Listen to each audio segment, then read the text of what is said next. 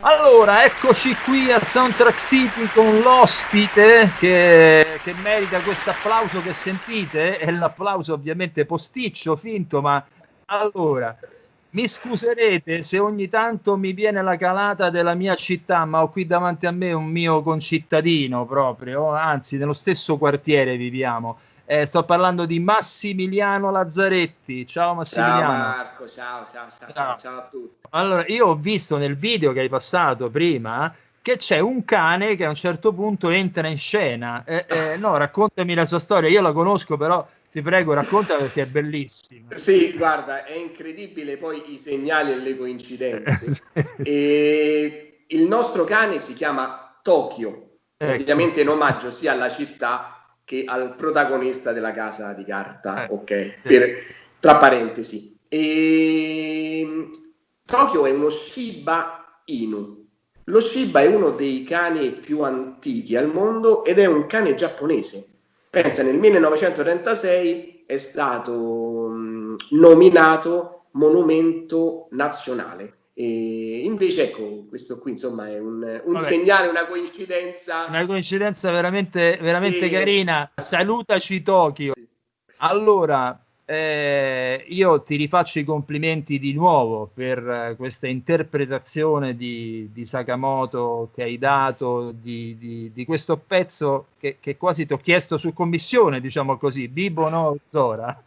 Grazie, grazie a te per l'opportunità, Marco. No, Innanzitutto. grazie a te. Senti, allora ti chiedo una cosa per cominciare. Sì. Tu sei uno strumentista, un valentissimo strumentista, e dopo ne parliamo, ma anche un valentissimo compositore. Eh, Dimmi un po' le tue sensazioni circa la scrittura di Sakamoto, circa qual è la prima colonna sonora che hai ascoltato su di Hiroiki e cosa ti ha colpito, magari. Sì, allora, diciamo che Sakamoto, come tu sai, per noi compositori, soprattutto di musica da film, di musica applicata alle immagini, rappresenta un punto di riferimento assoluto, insieme ad un altro grande compositore che è Isaishi. Questo perché? Perché diciamo che rappresenta, secondo me, a parte la bellezza delle melodie e la grande raffinatezza, secondo me rappresenta quello che dovrebbe essere un compositore di musica da film, Mm. ossia un compositore che si mette a totale disposizione delle immagini, riprendendo un po' il concetto, diciamo anche un po' monteverdiano, no? Della Mm. musica che doveva essere a servizio completo delle parole all'epoca. All'epoca. Mentre per quanto riguarda la settima arte, diciamo, la musica deve essere a completa disposizione delle immagini Mm, e mm, della volontà del regista. Quindi questo secondo me è uno dei motivi per cui Sakamoto rientra tra i compositori imprescindibili. Peraltro, Sì, Sakamoto, ad esempio, questo tema che tu hai suonato, Bibo no Azzora, fa parte di un film, Babel. Bene, io il film non l'ho mai visto, ho sentito prima in sostanza il tema che il film. E bellissimo. che questa è la rappresentazione massima, che è un brano, anche se nasce per commentare le immagini, poi se è ben fatto, diciamo così, poi va oltre, ha una Va vita proprio. oltre, assolutamente, va oltre alle immagini, che è un po' quello che ci insegna Morricone. Sì, E sì, lui, poi ho anche degli aneddoti, se poi te li dirò. E lui compone musica assoluta. sì, sì. E lui, a prescindere dalle immagini, molto spesso compone e ha composto su sceneggiatura. Sì. E quindi questo, sì, esattamente quello che dici tu, Marco. Senti, andando al di là di Sakamoto, parliamo un po' di te, no? Allora, io dicevo prima che tu sei conosciuto sia come strumentista che come compositore. Eh, quindi ti inviterò spessissimo, sappilo. Da dove sei partito? I tuoi esordi, quali sono stati? Guarda, allora, i miei esordi, io ho iniziato lo studio della fisarmonica perché mio papà suona la fisarmonica.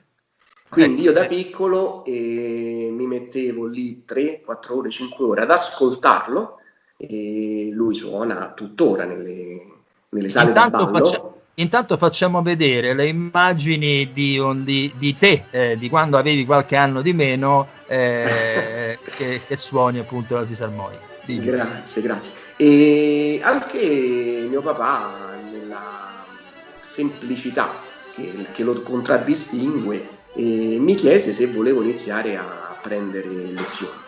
Quindi quando andai dal il mio maestro mi chiese quanti anni avevo, io avevo 6 anni. Per lui ero troppo piccolo perché non sapevo né leggere né scrivere. E quindi mi disse di tornare l'anno dopo. Io sfiderei il 99% dei bambini a quell'epoca a tornare l'anno dopo, e io tornai l'anno dopo. Quindi ti Aspettai un piaceva anno, proprio. ti dico, ecco, questa cosa nel 1987, avevo 10 anni e vinsi il premio che è considerato uno dei premi più importanti al mondo, in cui risultai l'unico vincitore in rappresentanza dell'Italia, che è il premio di Castelfidardo. Incredibile, perché diciamo mi aprì le porte a tutto quello che poi è venuto dopo, insomma. Ecco, allora infatti per quanto riguarda questo, allora la tua qualità, voglio dire, nell'ambito del tuo strumento, che è la fisarmonica, io credo di averti conosciuto, no, non ti ho conosciuto in quell'occasione, però ti ho visto anche in quell'occasione, nell'occasione della lavorazione di Benvenuti al Sud e Benvenuti al Nord, musiche di Esatto. Umberto Scipione, suonare appunto la fisarmonica. Sono tuoi i temi di Benvenuti al Sud e al Nord.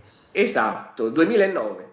Quello fu il 2009. primo film, sì, in cui venni coinvolto da parte di Umberto e poi da lì in poi diciamo, registrai tutte le colonne sonore dei suoi film, insomma, Ormai dei film che a proprio musica.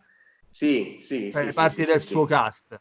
Senti, invece veniamo a te come compositore. L'altra cosa stravagante, vabbè, di te e di me l'ha raccontata prima Massimo a proposito del premio Colonne Sonore, che hai vinto con il film Il Traduttore. Di che anno è? Esatto, Visto esatto. Il che anno traduttore è era? del 2016. Ok, regia di 2006 di regia di Massimo Massimo Natale. Natale con protagonista Claudia Gerini, una Esatto. bellissima Claudia Gerini peraltro, e raccontaci un po' di quell'esperienza e di Guarda, quella colonna sonora. quell'esperienza secondo me è stata una delle esperienze più belle, e questo è dato anche dal fatto a parte il premio, Sì, certo. ovviamente, prestigioso, di cui vado veramente fiero, però è proprio il risultato della colonna sonora. Questo perché? Perché sai meglio di me, Marco, come le tempistiche e soprattutto negli ultimi anni, per quanto riguarda proprio il positivo della colonna sonora, siano totalmente cambiate. Quindi noi purtroppo noi veniamo chiamati all'ultimo, quando Sì, il film con è tempi quasi finito. ristrettissimi. Sì, sì. Oddio, manca la musica. Ok, chiamiamo il compositore. Mentre quella è stata una delle non poche occasioni in cui ho composto la colonna sonora sulla sceneggiatura. Sì. Quindi che vuol dire questo? Questo vuol dire che più c'è tempo per scrivere una colonna sonora e più la colonna sonora verrà meglio. E più i risultati si vedono. Io È così. mi ricordo di quella colonna sonora che tu hai avuto anche il tempo di fare qualche esperimento. Io mi ricordo di una Esatto, chitarra esatto. trattata. Esatto, insieme Eh, a Fabrizio Pigliucci, sì, che è uno dei miei sì, collaboratori, è un amico, una persona eccezionale. sì. E questa cosa diciamo, la creò lui, perché volevamo contestualizzare un po' la musica e quindi prendendo dei riferimenti dell'est Europa. Lui ci pensò e dopo 2 giorni mi mandò degli audio realizzati mettendo una chitarra acustica e disponendola parallelamente al terreno, al pavimento, su 2 sedie e suonata con delle mallets. No, la contraddistingue proprio la colonna sonora. Quel timbro Esatto, lì è una cosa che mi è esatto. rimasta in testa proprio come il suono di quella, il sound di quella Esatto, sonora. esatto, che spesso poi serve veramente poco, soprattutto nella musica da film, Marco. Sì, Non bisogna inventarsi chissà sì, cosa, magari serve veramente, basta una traccia fatta sì. bene per fare elevare, insomma. Basta un timbro, magari a Basta un volte. timbro, esatto, Eh. assolutamente sì. Insomma. Senti Massimiliano, allora Sì. parlaci per chiudere invece delle tue ultime esperienze, dopo quelle avvenute dopo quella del traduttore, insomma. Io so che hai fatto un Sì, film inglese, se non vado errato. esatto, Eh, esatto, un film che è uscito lo scorso anno, a giugno del 2019, appunto è una commedia, I Love My Mom, molto molto interessante, molto ben scritta, lontana dalla nostra concezione di di commedia, quindi commedia. molto molto British. La domanda che ti faccio è: come si trova un italiano a lavorare con una produzione inglese? Guarda, io mi sono trovato benissimo. E a volte mi dispiace anche dirlo perché dovrebbe essere la normalità per noi, però non è così normale e scontato, almeno nel nostro territorio. Sì, e siamo molto apprezzati all'estero. E questa è una cosa bella, buona. Questo Questa è una è cosa buona. vero. È una cosa buona. Senti, allora Massimiliano, io ti ringrazio di Grazie, io tutto ringrazio te infinitamente, Marco, e per per l'invito. tutto io ti auguro il meglio, proprio il meglio. Grazie, grazie, Soprattutto ti grazie anche a auguro te. di uscire di casa prima possibile, voglio dire, Questo perché sì, te lo auguro anche a te, esatto, Marco, di ecco. vederci al tufello a prenderci un Da qualche, caffè da qualche parte. da qualche parte, ma fondamentalmente, siccome lo sappiamo tutto che c'è un grande problema per tutti i lavoratori dello spettacolo, non solo musicisti, ovviamente, proprio tutti, per la situazione Purtroppo che sì. abbiamo, che si spera, voglio dire, se ne esca il prima possibile. Un Speriamo, speriamo. abbraccio. Grazie anche a te, Marco, un abbraccio. Ciao, grazie. Ciao. Massimiliano Lazzaretti.